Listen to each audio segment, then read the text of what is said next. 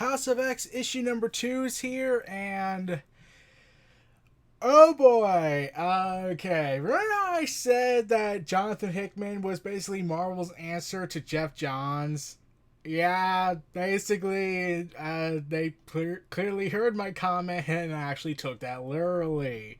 Because what was done in House of X issue 2 completely changes the entire scope of the Marvel Universe and the X-Men as a whole.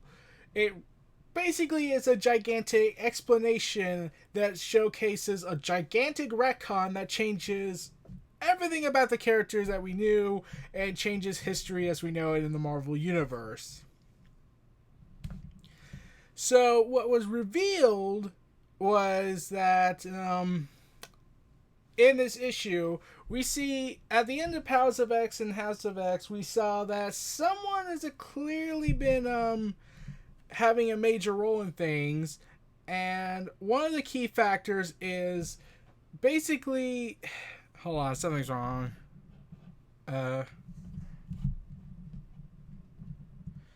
Trying to fix something is wrong with my screen. So, okay, I think I got it working. So in Powers of X, we got this scene that was said to be this big, groundbreaking thing that will change the X-Men forever, at least until Marvel somehow screws it up after Jonathan Hickman's done. And what was revealed was a gigantic retcon. So, we learned in this story that we go ahead in this issue, we talk about Moira McTaggart. If you recognize her, she's that character from X-Men movies like X-Men First Class to X-Men Apocalypse. And she doesn't show up in Dark Phoenix, I heard, so I was like, what the hell? But yeah, she in the movie was the love interest of Professor Charles Xavier, and yeah. But in the comics, she was a geneticist who was well leading class in mutant and in the mutant gene and what causes the mutations in people. But then we get this strange thing. We get this story talking about her, and it does not fit to anything that says regarding who the character is as a whole. What we get is instead a life story about her. When she was 13, she fell ill, her fever was high, unnaturally so, and the doctor's prognosis was not hopeful. However, the next day, almost miraculously, she was fine, better than ever, right as rain. Then she would go on to have a life, and she would marry, become a school teacher, and have 3 children, 2 boys, and 1 girl. They would in turn have 8 children of their own, and to Moira's great joy, once every year the extended family would return home. She would eventually die at the age of 74 when she passed peacefully in her sleep. It was a good life, a human life. Predictable, mostly pleasant, and not extraordinary at all. However, that's when the thing comes in. Now, as you know, Moira McTaggart is a human. She was always a human character. But in this issue, it's been retconned to reveal, oh, she's not human. She's actually a mutant. Because we cut to this page where it turns out that she's actually having this ability to reincarnate. Because then she remembers, because she's able to remember being in her mother's womb. So yeah, that's something. And then she talks directly to the audience, basically saying how it's not really shocking her and not really lead itself to madness, but instead it's the world out there that makes her mad. And then shortly after she was born, Moira's parents began to believe that she was special and that she was just not the way they thought. Because she's learned to walk, speak, and read early, it was because she was born knowing already how to do these things because of her past life. We cut to the page, to the title, The Uncanny Life of Moira X. And then we get some 2 pages that explain her life and how she's been noticing differences and alterations and realizing she could diverge if she decided to change everything. And we learned that, yeah, she kind of grew contemptuous at learning about about knowing that she could change things, and that she thought it was more of a curse. But then she became interested in a person named Professor Charles Xavier. She got curious, and she was wondering if there were more like her. Yeah, my screen's been acting up for some reason.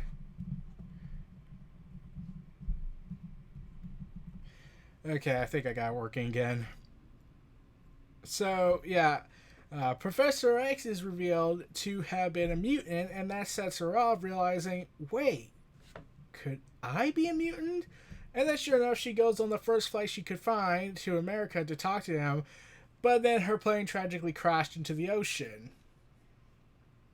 Yeah.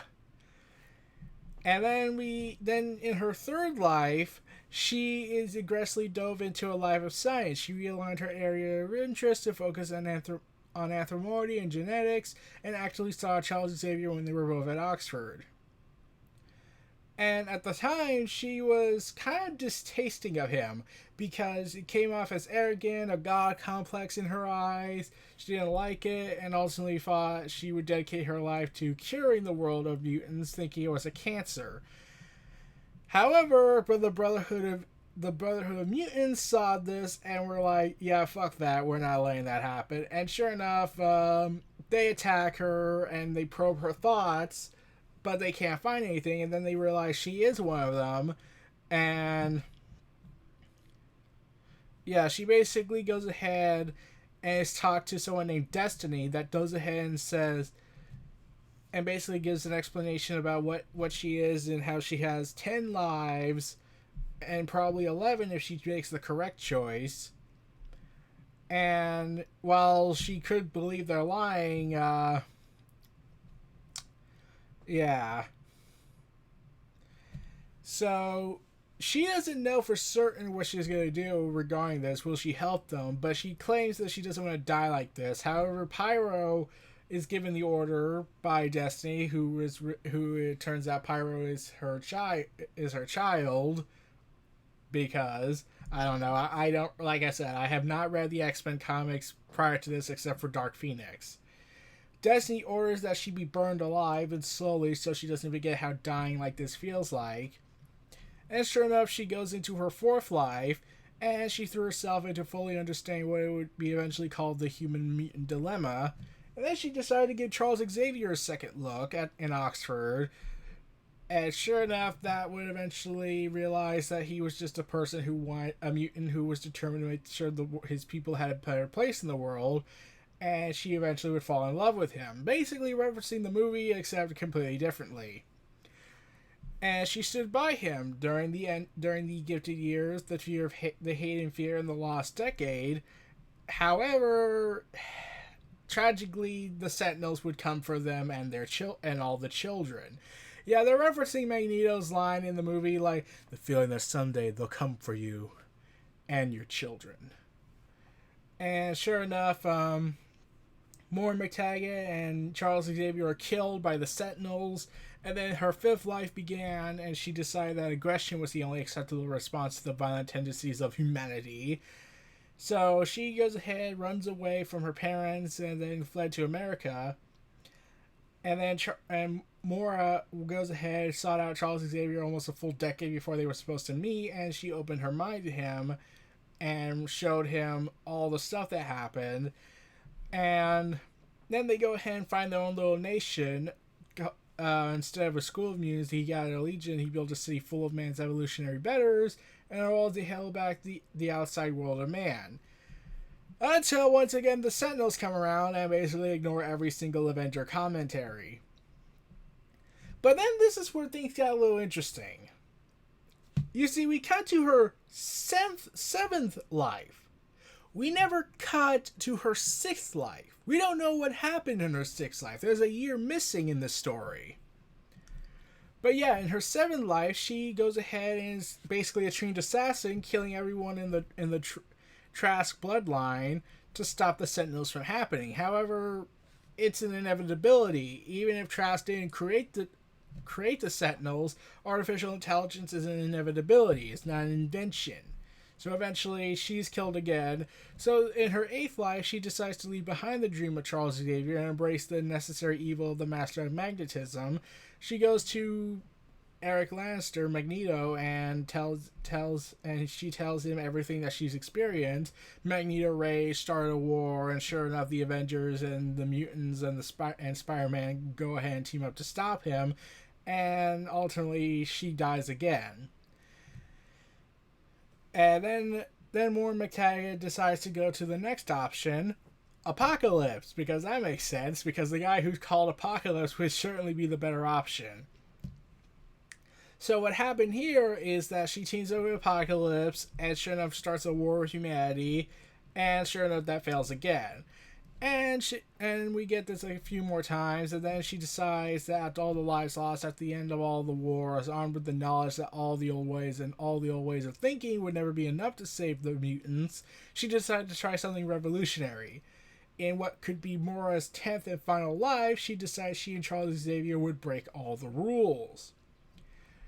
And what happened here, yeah, I know I'm cutting fast in this, is because I'm worried about my computer acting up regarding this weird static issue that happened from all the charging from the two equipments I'm using. But yeah, she's speaking with Charles Xavier, and we cut to that scene from Powers of X that basically is redesigned with the artwork what was Pepe Larraz. And then sure enough we get that scene again, and Moira X is revealing, and basically this would in turn lead to the foundation to the island nation of Krakoa. And we get this whole chart showcasing the life of Moira X and how year 13, that's when the mutant gene manifests. And sure enough, it's revealed that, yeah, Moira McTaggart's 6th year of life is gone. It's not there. So basically that's going to be an important role. I had to reread this a few more times, and when I found out from reviewers that, yeah, the 6th life's missing, it was like, okay, so there's something missing here. So what's going to be revealed? Was something kept? Is there going to be a big plot revealing this? But yeah, it turns out that we get this timeline explanation of stuff that went on in all her lives, except for the 6th year. And this would lead to the House of X storyline. And sure enough, this would be pretty interesting stuff going on, and going ahead and detailing everything. The reason why I skimmed through this whole thing instead of detailing it, it's like I said, my computer's acting up with all the equipment, I think. And the other reason was because it's primarily the retcon that I wanted to talk about. This whole issue is one big retcon that retcons everything about the X-Men that we knew, everything we knew about the Marvel Universe with her character in it. And of course that leads to some problems, because I do recall that Moira, when I was doing research about her, that she in fact did die in certain stories and was subsequently resurrected. So that led to me thinking, so what happens with with this establishment that she's a reincarnation ability that is finite, what happens when she's resurrected? Does the process halt? Yeah, and the fact that they altered this is a major deal, because now it comes off more like Moira McTaggart is the person that finds the X-Men, that founded the X-Men. Like it's an inevitability from what all these from all these images show in this issue, that certain events are preordained, like it's eventually going to lead to the X-Men. There's always going to be a Brotherhood of Mutants. There's always going to be the Sentinels invading. There's always going to be this attempt to try and genocide the mutant race, because stupidity is the reason humanity's government is stupid. That all these issues are going to come around, and sure enough, that always led to this question of, well, if that's the case, Moira McTaggart is possibly the most, quote, dangerous mutant you can imagine, because she has 9 years worth of 9 lives worth of knowledge in her to try again. And now with this added stuff that she's doing, she's basically the reason why there's an X-Men, why there's a Brotherhood of Mutants. And though this also gives way to like, so in this 10th life, so like basically this, I'm thinking, how does this greatly affect the greater Marvel universe? Does that mean like okay, when she was talking about the lost decade and how the X-Men and all that, when she and Charles Xavier got together as a couple, that led to me questioning something. For what it sounds like in her fourth life, it sounds exactly like the Marvel universe. Like you get moments of like the X-Men, the early X-Men, Grant Morrison's X-Men, then we get X-Men versus Avengers, but then we get an ending here that never happened unless you think it's Days of Future Past.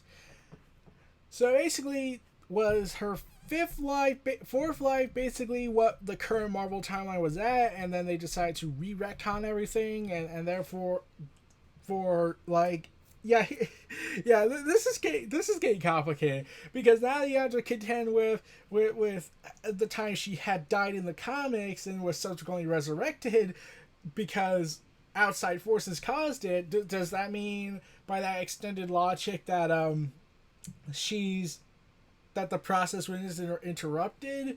What was that all this mystery and auras here, and like people said, we're probably not going to get the answer until like pretty much near the end of the story. That's the most fascinating thing about Jonathan Hickman. He builds in a mystery, but yet yet reveals surprises at virtually unexpected ways. And this gigantic retcon of everything we knew about the X-Men is a big surprise and ultimately changes what we saw in the comics of previous years. So it's going to be a fascinating read regarding House of X issue 2. In fact, I can't wait how Powers of 10 and House of X continues the story. But yeah, I am hoping that when they release the hardcover collection of this story and it comes out, it's said to be coming out in December, right around Christmas. This leads to a very interesting question. Will this be in direct reading order in the order it's published in, or order that the story is set? But yeah, this was a pretty groundbreaking issue that changes everything you knew about the X-Men, changes a whole bunch of aspects, and even changes the Marvel Universe, because the mutants are one major aspect of the Marvel Universe, pretty much a big aspect, so changing one aspect of it changes the whole makeup of it. So now, we're going to see how this goes. So I can't wait what's going to happen with this. I'm pretty excited. Moira McTaggart is now possibly my most interesting character I've ever seen. And it gave me ideas of, hey, maybe I can use her in my multiverse story for something. But that's probably going to be way later down the line as this story continues and I can get more ideas from it. So yeah, sorry if this video wasn't as long as Powers of 10 and House of X. I felt like maybe they should have been longer enough because they need to go in great detail for this, especially since from my perspective as an X-Men fan, that's mostly from the movies perspective and TV shows, reading a comic that wasn't Dark Phoenix. So those were my thoughts on House of X, issue number 2, The Uncanny Life of Moira X. This was Neo Reality Antenna. If you like, comment, subscribe, and donate. Stay tuned for more, and I'll see you next time.